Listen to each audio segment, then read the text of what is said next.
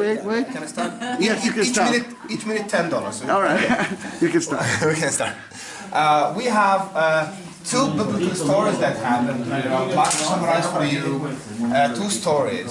Voy a explicar aquí dos historias bíblicas en este campo. We have in the Old Testament, this is Ruth and Boaz field, and in the New Testament, this is the shepherd's field. En el Antiguo Testamento, aquí tenemos el campo de Ruth y Boaz. En el Nuevo Testamento, aquí tenemos el campo de los pastores. The Bible tells us in book Ruth that a famine came into the land. A woman called Naomi, with her husband Elimelech, they decided to migrate from this land. They went to Moab, which is in Jordan today. This family, they had two boys. Because they were living in Moab, her two sons of Naomi, they met two Moabite women. And they get married with Ruth and Orpah. What happened there that her husband, Elimelech, died in Moab, and after a few years the situation became worse when her two sons died too. And she decided, Naomi, to come back to her homeland, to Bethlehem. So she came back to Bethlehem with one of her daughters-in-law, with Ruth. Orpah, she stayed in Moab. They were poor, this family. What she did, Ruth, she gleaned the field of Boaz, this is the field of Boaz in the Old Testament. She gleaned the field of Boaz, she worked in the field of Boaz, and they get married later on. So this is the place where Ruth, the Moabite woman, met her second husband, Boaz, and they get married. And Ruth became the great-grandmother of King David. Jesus came from the line of David. King David was born in Bethlehem, and Bethlehem known as the city of David. Aquí tenemos el campo de Ruth y Boaz en el Antiguo Testamento. Un día llegó el hambre. Una mujer, una familia, una mujer con su esposo, Elimelech y Naomi decidieron que emigrar de esta tierra y fueron a trabajar en las montañas de Moab, en Jordania. Y tenían dos hijos. Porque estaban viviendo en Moab, se casaron con dos mujeres moabitas, Ruth y Orpah.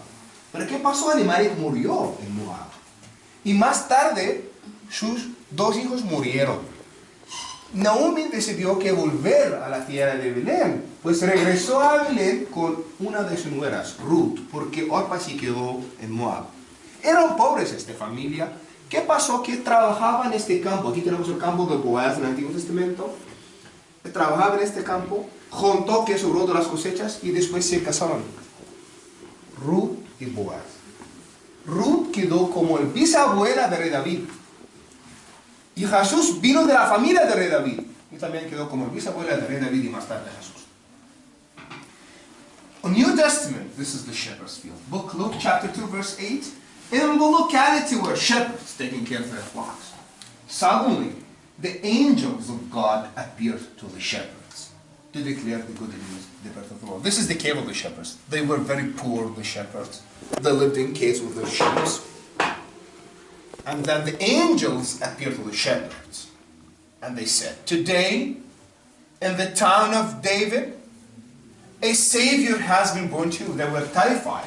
But from their faith inside, they decided to follow the message of God. They received the good news, the shepherds, and then they walked all the way up to Bethlehem, like 3 kilometers to the city of Bethlehem, and they found a baby wrapped in a manger. When they received the good news, they walked to Bethlehem. We are going to do like the shepherds today. We are going to receive the good news, and later on we will see the place where Jesus was born. So this is an example of what does it mean, a household for the shepherds. What's it mean, a sheepfold? This is where they lived. This is where they cooked. This is where they were taking care of their flocks. This is the house of the shepherds. Según la Biblia de San Lucas, capítulo 2, versículo 8, en aquella región había pastores, aguardando sus rebaños y ovejas. Luego apareció el ángel de los pastores. Estaban aquí tenemos la casa de los pastores, eran pobres, los pastores vivían en cuevas con sus ovejas, y luego apareció el ángel de los pastores. ¿Qué dijo el ángel? Hoy, en la ciudad de David, un Salvador ha nacido a vosotros, no temáis. Les traigo la buena noticia, encontraréis un niño acostado en pesebre. Recibieron la buena noticia los pastores y luego subieron a Belén caminando y vieron un niño envuelto en pañales. Aquí tenemos la casa de los pastores, aquí tenemos La cueva de los pastores, aquí donde cocinaban, vivían, miraban sus ovejas. Aquí tenemos un ejemplo de cómo vivían los pastores. Aquí estamos en el campo de los pastores, hemos visitado la iglesia bizantina. We visited the Byzantine church. This is the cave of the shepherds, la casa de los pastores. Y más tarde visitaremos la iglesia moderna de los pastores. We will visit later on the modern church of the Shepherd's Field. The modern church of the Shepherd's Field was built by Antonio Sparluzzi in 1954. It was built in 1954, and we call it the Church of the Angels.